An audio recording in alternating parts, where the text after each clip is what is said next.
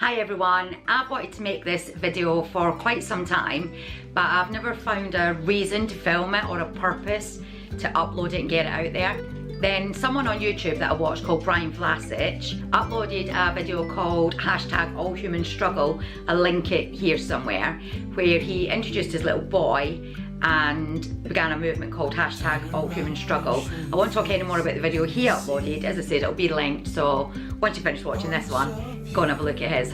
He also launched a Facebook group under the same title, #AllHumansStruggle, and how I see the purpose of the group is just to let everybody know that all humans do struggle, whether it's self-doubt, anxiety, depression, anything like that, that a normal human being might be struggling with. It basically shows that others do struggle and there is potentially a support network there for you, that other people are struggling too.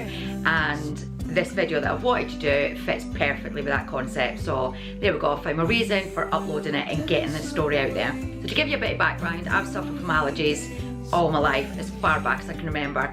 I'm allergic to cats, I'm allergic to dust, I'm allergic to nickel. I'm sure I forgot a few, it's quite an extensive list of allergies.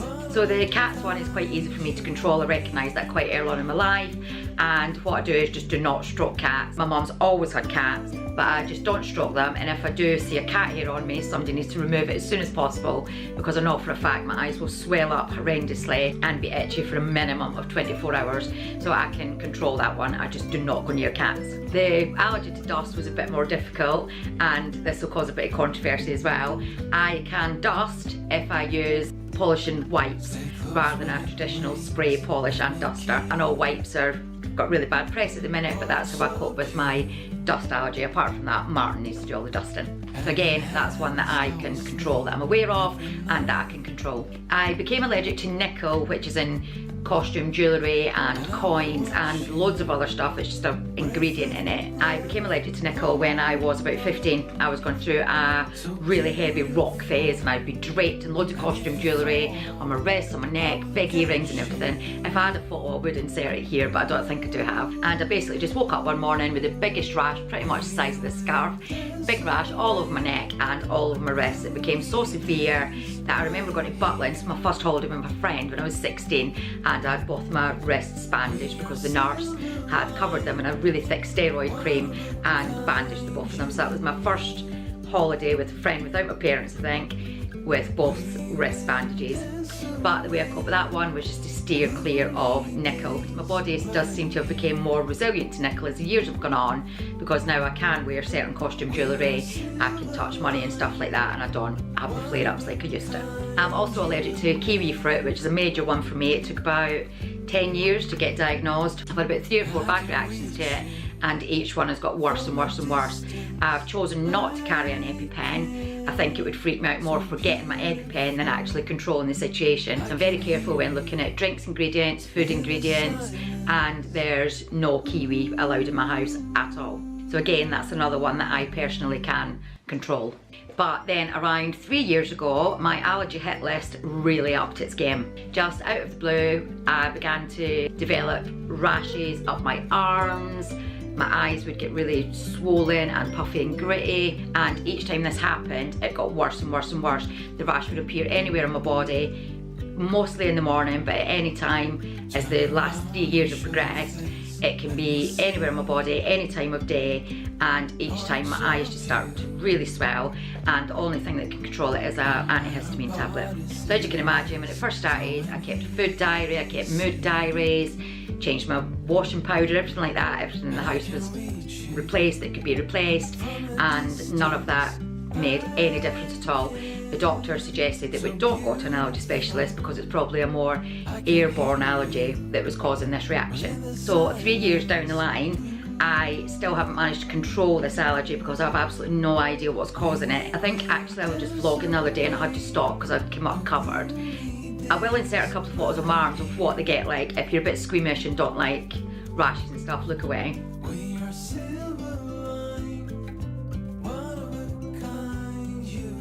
But that's pretty much what comes up anywhere on my body at any given time, and it just stops me in my tracks. It's not I'm not a vain person. It's not that I don't want anybody to see it. It's the feeling that goes with it, the really gritty eyes, swollen eyes, just feeling really fatigued. And as I said, the only medication that I can take is an antihistamine tablet, which balances out the amount of histamine in your body, I think.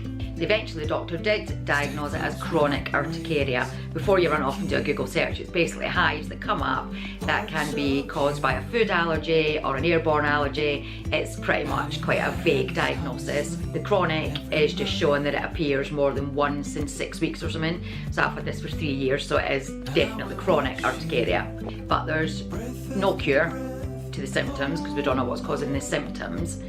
But more recently, I think it's actually a hormone-based reaction. I think my body's fighting against itself on a certain level, and without giving too much information, I do seem to be worse during the time of the month. So I'm monitoring all that. I'm keeping a body diary as well as a mood diary, because obviously with your hormones, your mood changes and your stress levels go up and stuff like that.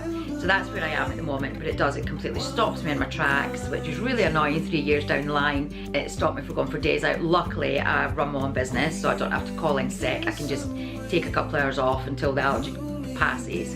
But I just wanted to put that out there for anybody else that may be suffering from urticaria or chronic urticaria. You're not alone, and all humans do struggle. When I'm on camera, I'm normally bubbly and bright and everything else, and I think I've only spoken about my allergy maybe once or twice in the last couple of years, but that's only because I've been vlogging at the time that it's come up. So I hope in some way that will help somebody. I just wanted to put that out there. Bit of a vulnerable upload from me. If you suffer from something similar, please comment down below. I would love to hear from you. And if you'd like to take a look at the Facebook page that Brian started, that I'll also link down below as well. It's only in its infancy. I'm sure it's going to do big things. But yeah, I do believe that all humans struggle from different things, and in the grand scheme of things, an allergy like mine might be quite small, but as I said, it does stop me in my tracks completely. And I think I've probably said control about half a dozen times so far in this. I can't control it. I can't do anything to control it, which drives me mad. So I want to thank you so much for watching. Check out the video, check out the Facebook page that I'll link down below, and let me know your thoughts. Vulnerable Marie. See you soon.